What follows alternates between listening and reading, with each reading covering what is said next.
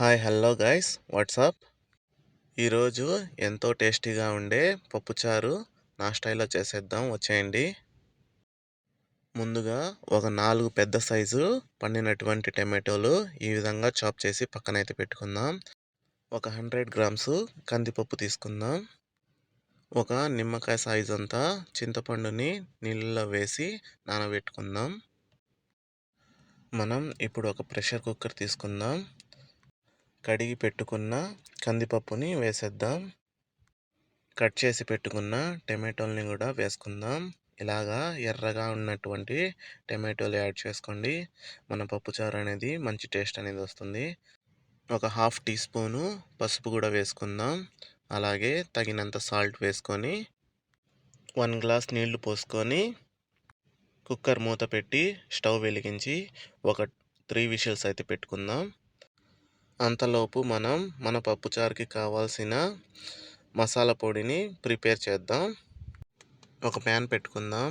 అందులోకి 2 tea spoon జీలకర్ర, 1 tea spoon ధనియాలు, ఒక పావు టీ స్పూను మెంతులు, 3 ఎండుమిర్చి, 2 లవంగాలు, 1 టీ స్పూను మిరియాలు యాడ్ చేసుకుందాం. స్టవ్ వెలిగించి మీడియం ఫ్లేమ్ మీద వీటన్నింటిని డ్రై రోస్ట్ చేసుకుందాం. సన్న మంట మీద మన దినుసుల్ని వేయించుకుందాం. ఎక్కువ మంట పెట్టి మార్చేయకండి, ఎందుకంటే చేదు అనేది వచ్చేస్తుంది. ఈ విధంగా కలర్ చేంజ్ అయ్యాయి కదా, సరిపోతుంది. ఇవి తీసి పక్కన పెట్టుకుందాం.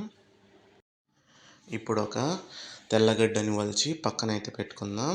అలాగే ఒక మిక్సీ జార్ తీసుకొని అందులోకి వేయించుకున్న దినుసులన్నీ వేసుకుందాం. మూత పెట్టి మిక్సీ పెట్టుకుందాం కొంచెం బరకగా. ఇప్పుడు ఇందులోకి ఒలిచి పెట్టుకున్న తెల్లగడ్డ వేసుకుందాం. వేసుకొని ఒక్క తిప్పు తిప్పి తీసుకుందాం. ఇదే జార్లో ఒక 2 రెమ్మలు కరివేపాకు, గుప్పెడంత కొత్తిమీర వేసుకొని ఇంకొక తిప్పు తిప్పి తీసి పక్కన పెట్టుకుందాం. మన పప్పు చారులోకి ఘుమఘుమలాడే మసాలా పొడి అయితే రెడీ అయిపోయింది. మనం ఎప్పుడు కూడా రసంలోకి కానివ్వండి, ఇలా పప్పుచారులోకి కానివ్వండి, ఇలా ఫ్రెష్గా చేసుకొని పొడి వేసుకుంటే టేస్ట్ అనేది సూపర్గా అయితే ఉంటుంది. మన కుక్కర్ విజిల్స్ వస్తున్నాయి. అంతలోపు మనం పోపుని రెడీ చేసుకుందాం. మన పోపులోకి 1 స్పూన్ ఆవాలు, 1 స్పూన్ జీలకర్ర, ఒక 4-5 ఎండుమిర్చి, అలాగే 5-6 తెల్లగడ్డపాయలు, కొంచెం కరివేపాకు, ఒక చిన్న సైజు ఎర్రగడ్డని కోసి పక్కనైతే పెట్టుకుందాం. ఇప్పుడు మూత తెరిచి పప్పు గుద్దితో మన పప్పుని దుద్ది పెట్టుకుందాం. నానిపి పెట్టుకున్న చింతపండు రసాన్ని తీసుకుందాం. ఇప్పుడు ఈ చింతపండు రసాన్ని మన పప్పులో వేసుకుందాం. అలాగే ఫస్ట్ రెడీ చేసి పెట్టుకున్న మన రసం పౌడర్ని కూడా 1 స్పూను దీంట్లో వేద్దాం. మిగిలింది పక్కన పెట్టుకుందాం. దాంతోపాటు కొంచెం కొత్తిమీర వేద్దాం. ఇవన్నీ గరిటెతో ఇలా కలుపుకుందాం. ఇందులోకి ఇప్పుడు మన చిక్కదనాన్ని బట్టి వాటర్ అయితే యాడ్ చేద్దాం.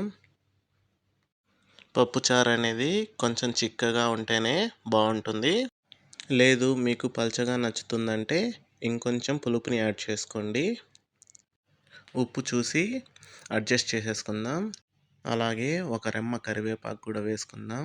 మంచి స్మెల్ అయితే ఉంటుంది. వీటన్నింటినీ ఒకసారి కలుపుకుందాం. కలుపుకొని ఉప్పు, పులుపు, కారం ఇవన్నీ ఇక్కడే అడ్జస్ట్ చేసి దీన్ని పక్కన పెట్టుకుందాం. ఇప్పుడు స్టవ్ వెలిగించి వేరే ప్యాన్ పెట్టుకొని ఆయిల్ వేసుకుందాం. ఆయిల్ వేడెక్కాక ఆవాలు, జీలకర్ర వేసుకుందాం. ఇవి కొంచెం చిటపట అన్నాక దంచి పెట్టుకున్న తెల్లగడ్డ, అలాగే కరివేపాకు, ఎర్రగడ్డ, ఎండుమిర్చి వేసేసుకుందాం. వీటన్నింటిని కలిపి మీడియం ఫ్లేమ్ మీద మన పోపుని వేయించుకుందాం. ఈ విధంగా ఎర్రగా మన పోపుని వేయించుకోవాలి. ఇందులోకి మనం ముందుగా ప్రిపేర్ చేసి పెట్టుకున్న మన రసం పొడిని కూడా వేద్దాం. వేసి ఒక 30 సెకండ్స్ వేయించుకుందాం. ఎక్కువగా వేయించుకోవాల్సిన అవసరం లేదు. 30 సెకండ్స్ సరిపోతుంది, లేదంటే మన మసాలా అనేది మాడిపోతుంది. ఇప్పుడు మన పప్పుచారుని తిరగమాత వేసేద్దాం. చూసారా మన పప్పుచారు ఎంత కలర్‌ఫుల్‌గా, ఎంత పర్ఫెక్ట్‌గా అయితే ఉందో. వంట చేసేవాళ్ళు దీన్ని చూస్తేనే తెలుసుకుంటారు. ఈ చారనేది ఎంత టేస్టీగా ఉంటుందో. ఇలా ఇంకొకసారి కలుపుకొని మన చారు ఒక పొంగు వచ్చేంత వరకు బాయిల్ చేసుకుందాం. ఎక్కువగా ఉడికించుకోవద్దండి. అంతేనండి.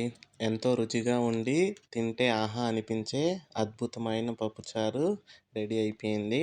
మనం ఇప్పుడు ఇలా సర్వింగ్ బౌల్‌లోకి సర్వ్ చేసుకుందాం.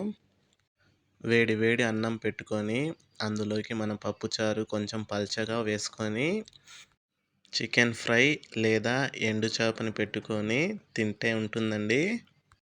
ఒక కంచెడు అన్నం లాగించేస్తారు. అంత రుచిగా అయితే ఉంటుంది మన పప్పుచారు. మీరు తప్పకుండా ట్రై చేయండి. నచ్చితే ఒక లైక్ చేసి సబ్స్క్రైబ్ అయితే చేసుకోండి. ఇంకో మంచి రెసిపీతో మళ్ళా కలుద్దాం. బాయ్.